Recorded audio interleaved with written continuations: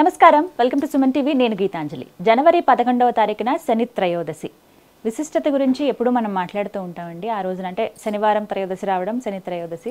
చాలామంది శని దోషాలతో ఇబ్బంది పడుతున్న వాళ్ళు ఎక్కువగా ఆ రోజున శని ఆలయానికి వెళుతూ ఉంటారు, అభిషేకాలు చేస్తూ ఉంటారు, శివాలయానికి వెళుతూ ఉంటారు, అభిషేకాలు చేస్తారు. అయితే ప్రత్యేకంగా ఈసారి శని మరికొద్ది రోజుల్లో రాశి మారబోతున్నాడని చెప్తున్నారు. అందులోనూ ఈ ప్రభావం ఎవరెవరిపైన ఎక్కువగా ఉంటుంది, మరి ముందుగా తీసుకోవాల్సిన జాగ్రత్తలు ఏంటి, అసలు ఆ రోజున ప్రత్యేకంగా 11వ తారీఖున ఎటువంటి పరిహారాలు పాటించాలి, వీటి గురించి తెలుసుకుందాం. వివరించేందుకు ప్రస్తుతం మనతో పాటు ఉన్నారు ప్రముఖ జ్యోతిషులు బ్రహ్మశ్రీ నందిభట్ల శ్రీహరి శర్మ గురువు గారు. వారితో మాట్లాడదాం. గురుగారు నమస్కారం అండి. వాగర్థ వివ సంపృక్తౌ వాగర్థ ప్రతిపత్తయే జగతః పితరౌ వందే పార్వతీ పరమేశ్వరౌ. సదాశివసమారంభాం శంకరాచార్య మధ్యమాం అస్మదాచార్య పర్యంతం వందే గురు పరంపరాం. ఆదిత్యాయ చ సోమాయ మంగళాయ బుధాయ చ గురుశుక్రశనిభ్యశ్చ రాహవే కేతవే నమః. శృంగేరి జగద్గురు పీఠాధిపతులకి, కంచి పీఠాధిపతులకి నమస్కారములు తెలియజేసుకుంటూ కార్యక్రమాన్ని ప్రారంభిద్దాం. శని త్రయోదశి 11వ తారీఖున గురువుగారు. ఈసారి జనవరిలో ఇంకా ఫస్ట్ వారం మొదటి 11 రోజుల్లోనే వచ్చింది. అయితే చాలామంది క్వశ్చన్స్ అడిగేది ఏంటంటే, మాకు ఇలా శని పీరియడ్ ఉంది 7.5 అని కొంతమంది, అలా కొంతమంది ఏమో అర్ధాష్టమ శని అని, అష్టమ శని అని ఇలా ఉన్నాయి, కంటక శని అని. ప్రత్యేకంగా చేసుకోవాల్సిన పరిహారాలు ఏమైనా ఉన్నాయి? ఎందుకంటే ఆ బాధలకి చాలా ఇబ్బంది పడుతున్న వాళ్ళు ఉన్నారండి. శని అనగానే భయపడే వాళ్ళే చాలామంది ఉంటారు. తట్టుకోలేకపోతున్నాము, ఇంకా ఎన్ని రోజులు ఉంటుంది ప్రభావం, మరికొద్ది రోజుల్లో మారుతుంది కదా, ఇంకేమైనా మేము పరిహారాలు చేసుకోవాలా, అసలు ఎక్కడికి వెళ్ళి చేసుకోవాలి? చాలామంది వేరే వేరే ప్రాంతాలకు వెళ్ళలేరండి. ఇప్పుడు శనిసింగనాపూర్ కానీ ఇలాంటి వాటికి వెళ్ళలేరు. ఇప్పుడు దగ్గరలో ఉన్న ఆలయాలకు వెళ్ళొచ్చా, అసలు అభిషేకం చేసేటప్పుడు తీసుకోవాల్సిన జాగ్రత్తలు ఏంటి, ఇలా కొన్ని సందేహాలు ఉన్నాయి. ముందుగా మీరు వివరిస్తే నేను అవి కూడా అడుగుతాను. తప్పకుండానమ్మా. మీరు అన్నట్టుగానే చాలామంది శని అంటే చాలా భయపడుతుంటారు, బాధపడుతుంటారు. అంటే శని ప్రభావం ఏంటనేది ఒక ముక్కలో చెప్పాలంటే, మనం ఏ జన్మలలోనైనా కానీ, ఉదాహరణకి గత జన్మలో మనం ఏం పని చేసినా ఆ గత జన్మల్లో చేసిన అన్ని రికార్డ్ చేసేవాడు ప్రత్యక్ష భగవానుడు సూర్యుడు. ఆ సూర్యుని దగ్గర నుంచి మనం ఈ జన్మలలో, గత జన్మలో మనం మంచి చేసుకుని ఉంటే పుణ్య ఫలితం ఈ జన్మలో అనుభవిస్తాం. పాప ఫలితం, పాపం చేసుకుంటే పాప ఫలితం. అన్నీ కూడా శని ప్రభావం సందర్భంగా ఉన్నప్పుడు, గత జన్మ పుణ్యవశాత్తు స్వర్గీయ నందమూరి తారక రామారావు గారు ఈ ఏలిన నాడు శని ప్రభావం ఉన్నప్పుడే పార్టీ పెట్టడం, అద్భుతం సృష్టించి 9 నెలల్లోనే ముఖ్యమంత్రి అయ్యారు. ఇది శని ప్రభావం ఉన్నప్పుడు ఇది జరుగుతుందంటే ఎవరైనా నమ్మగలుగుతారా? మరి శని పుణ్యాన్ని కూడా ప్రసాదించాడు అక్కడ. కాబట్టి కేవలం కష్టాలనే కాదు, అందున కష్టాలు అనుభవిస్తున్నాడంటే ఈ కష్టపడుతున్నామంటే గత జన్మ పాప ఫలితం పోతుందనే కదా మనం కష్టపడుతుంది. ఆ విధంగా కష్టాన్ని ఇష్టంగా చేసుకోవాలి. అయితే ఎవరైతే శని భగవానుణ్ణి చక్కగా ఆయనకి ఇష్టమైనటువంటి పర్వదినం రోజున ఎవరైతే నిజాయితీగా అర్చిస్తారో, అనగా పూజ కానీ, అభిషేకం కానీ, హోమం కానీ, లేకపోతే అర్చన కానీ, ఎవరైతే శనికి ప్రీతికరంగా కొన్ని పనులు నిజాయితీగా చేస్తారో శని బాధ పెట్టాడు. ఉదాహరణకి ఇప్పుడు బాస్ ఉంటాడమ్మా, ఆ బాస్ మన మీద కోప్పడితే సందర్భాలు కూడా ఉంటాయి. కానీ ఆ బాస్ని మనం ఎప్పుడు ప్రసన్నం చేసుకుంటూ ఉంటే ఆ కోప్పడే సందర్భాలు ఉన్నప్పుడు మనల్ని ఎక్స్క్యూజ్ చేస్తాడు కదా, అంత కష్టపెట్టకుండా మందలించి వదిలిపెడతాడు కదా బాస్. అలాగే మనకు గత జన్మ కర్మదోషాలకి మన బాస్ శని భగవానుడు. అతన్ని అవకాశం వచ్చినప్పుడల్లా అతన్ని అర్చిస్తే, అతను కష్టపెట్టేటువంటి సందర్భం వచ్చినప్పుడు మనల్ని తక్కువగా ఇబ్బందులతో మనం బయటపడతాము. కాబట్టి ఈ యొక్క శని త్రయోదశి 11వ తారీఖు రోజున ఉన్నటువంటిది ప్రత్యేకమైనటువంటిదమ్మా. ఎందుకు ప్రత్యేకం కూడా తెలియచేస్తాను. ధనుర్మాసంలో వస్తుంది. సాక్షాత్తు శని భగవానుడు ఎవరు? విష్ణు భగవానుడి తోడలుడు. కాబట్టి ఆ విష్ణు సంబంధమైనటువంటి ధనుర్మాసంలో వచ్చే శని త్రయోదశి అద్భుతమైన, కష్టాల్ని తీర్చేవాడు విష్ణు భగవానుడు అయితే కష్టాలు పెట్టేవాడు శని భగవానుడు. అట్టి శని భగవాను యొక్క కష్టాల నుంచి ఆ యొక్క ధనుర్మాసంలో మనం కొన్ని నియమాలు పాటించడం ద్వారా మంచి జరుగుతుంది. ఇక మీరు అన్నట్టుగా ఏ రాశిలో వారికి ఉంటుంది. ఎందుకంటే ఈ 2025వ సంవత్సరంలో రాహుకేతులు, గురువు, శని అందరూ మారిపోతున్నారు. కాబట్టి నలుగురి యొక్క ప్రభావము సమస్త రాశులు 12 రాశుల మీద కూడా ఉంటుంది. ఇప్పుడు చాలా మంది ఏంటంటే, ఇప్పుడు శని ప్రభావం నడుస్తున్నటువంటి సందర్భంగా కుంభరాశిలో సంచారం చేస్తున్నాడు కాబట్టి వృషభ, మిథున, కర్కాటక, సింహ, తుల, వృశ్చిక, మకర, కుంభ, మీన రాశిలో వాళ్ళకి శని ప్రభావం ఇక పోతుంది అనుకునేటువంటి వాళ్ళకి ఇప్పటి వరకు వృశ్చిక రాశి వారికి అర్ధాష్టమ శని, అర్ధాష్టమ శని ఈ సంవత్సరంతో పోతుంది అనుకుంటారు. కర్కాటక రాశి వారు అష్టమ శని, ఇక అష్టమ శని పోయిందని అనుకుంటుంటారు. ఇక మకర రాశి వారికి ఏలిన నాడు శని, ఈ దెబ్బతో ఈ సంవత్సరం పోతుందని అనుకుంటారు. కానీ ఈ యొక్క సంబంధించినటువంటి వాళ్ళకి మళ్ళీ జూలై 8వ తారీఖు రోజున మళ్ళీ వక్రగతి ప్రారంభం అవుతుంది. కాబట్టి 12 రాశుల వారికి కూడా ఇబ్బంది పడుతుంది. ఎందుకనంటే ఇప్పుడు మార్చి 29వ తారీఖు రోజున శనివారం మారుతున్నారు కుంభం నుంచి మీనంలోకి. అక్కడ జూలై 8 వరకు సాధారణంగా రుజు మార్గంలో ప్రయాణం చేస్తూ జూలై 8వ తారీఖు నుంచి వక్రగతి పొందుతాడు. పొంది సెప్టెంబర్ వరకు ఉంటాడు. ఆ ప్రభావం ఎలా ఉంటుందండి?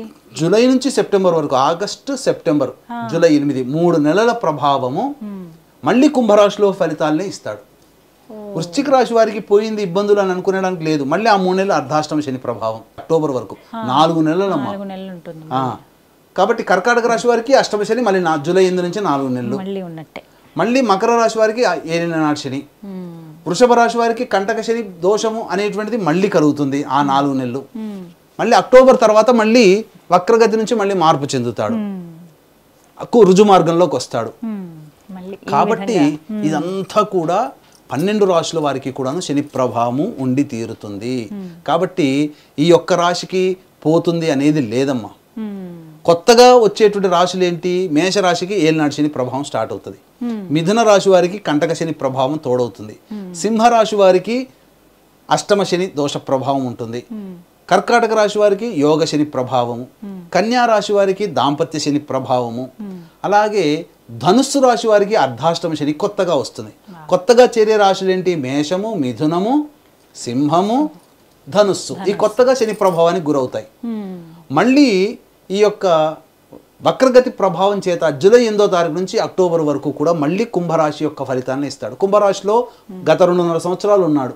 గత 2.5 సంవత్సరాలుగా అర్ధాష్టమ శనితో వృశ్చిక రాశి వారు, అష్టమ శనితో కర్కాటక రాశి వారు, వృషభ రాశి వారు కంటక శని ప్రభావం ఇవన్నీ ఎట్లయితే పొందారో మళ్ళీ యాజ్ యూజువల్గా 4 నెలల పాటు పొందుతారు. మళ్ళీ తర్వాత అక్టోబర్ తర్వాత మళ్ళీ కొన్ని రాష్ట్రాల వారికి. కాబట్టి ఒక రకంగా చెప్పాలంటే ఈ సంవత్సరం అంతా సమానముగా అన్ని రాశులు ఈ యొక్క శని ప్రభావానికి గురవుతున్నాయి. మార్చి 29 నుంచి వచ్చే సంవత్సరం మార్చి వరకు. ఈ విధంగా మరి ఇంతకీ ఎటువంటి పరిహారాలు చేసుకోవాలండి? మరి ఈ విధంగా ఉంటే ప్రసన్నం చేసుకోవాలి శని భగవాన్. తప్పకుండానమ్మా. శని భగవాన్ అవకాశం వచ్చిన అందున ధనుర్మాసంలో వచ్చే శని త్రయోదశి చాలా ప్రాశస్తమైంది. మీకు గనక గుర్తుంటే మనం 2023 సంవత్సరంలో కార్యక్రమం చేసాం. ఆ 23 సంవత్సరంలో కూడా సంక్రాంతి కంటే ముందు రోజు త్రయోదశి తిథి వచ్చింది. అంటే ధనుర్మాసంలో వచ్చింది. చాలా విశేషమైనటువంటిది. ఇప్పుడు 11వ తారీఖేనా గురువు గారు? 11వ తారీఖు 10 ఏకాదశి అనుకున్నాం కదా. 10 ఏకాదశి, ద్వాదశి త్రయోదశి 2 రోజులు. ఏకాదశి ఉదయం 8 గంటల 9 గంటల చిల్లర వరకు ఉంది. 10వ తారీఖు ద్వాదశి వస్తుంది. అక్కడే చెప్పబోతున్నది ప్రత్యేకత ఏంటనేది. 11వ తారీఖు ద్వాదశి ఉదయం 8 గంటల 20 నిమిషాల వరకు ఉంది. తదనంతరం త్రయోదశి తిథి వస్తుంది. మనకు శని త్రయోదశి అంటే ప్రదోష కాలంలో త్రయోదశి ఉన్న తిథినే చాలా గొప్పగా చెప్పవచ్చు. సూర్యోదయానికి ఉన్నా పర్వాలేదు, కానీ ప్రదోష కాలంతో ఉన్నటువంటి త్రయోదశి శనివారము శని పర్వదినంగా చెప్పవచ్చు. కాబట్టి 8 గంటల 20 నిమిషాల నుంచి ప్రారంభమైనటువంటి త్రయోదశి తిథి ఉంటుంది. మళ్ళీ 12వ తారీఖు వరకు ఉంటుంది. కాకపోతే రోహిణీ నక్షత్రం 12:29 వరకే ఉంది.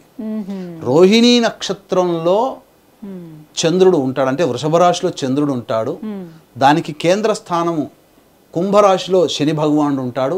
ఆ సందర్భంగా చేసుకునేటువంటి ఆ 8:22 నుంచి 12:29 మధ్యకాలంలో శని దేవునికి సంబంధించినటువంటిది, అనగా చక్కగా త్రయోదశి పుణ్యకాలం 8:30కు వస్తుంది. కాబట్టి 8:30 9 గంటలకల్లా శివాలయానికి చేరుకొని, నవగ్రహాలు ఉంటాయి కాబట్టి నవగ్రహాల చుట్టూ శివాయ నమః, అలాగే మర్రి చెట్టు ఉన్నా మర్రి చెట్టు చుట్టూ ప్రదక్షిణ చేయవచ్చు. లేదా జమ్మి చెట్టు చాలా ప్రాశస్తం. శివాయ నమః అంటూ 27 ప్రదక్షిణలు చేసి ఆ యొక్క 8:30 నుంచి 12:30 మధ్య కాలంలో అభిషేకం ఆ శని భగవానుడి దగ్గర ఎదురుగా మట్టి ప్రమిద కానీ ఇనుప ప్రమిద కానీ పెట్టి ఒక నల్లటి బట్టను మనం కొద్దిగా కత్తిరించుకొని ఒత్తిలాగా చేసుకుని నల్ల నువ్వుల నూనె వేసి దీపారాధన చేసి స్వచ్ఛమైనటువంటి నల్ల నువ్వుల నూనెతో అభిషేకం చేసుకోవాలి. మనమైనా చేయొచ్చు, బ్రాహ్మణు ద్వారానే చేయొచ్చు.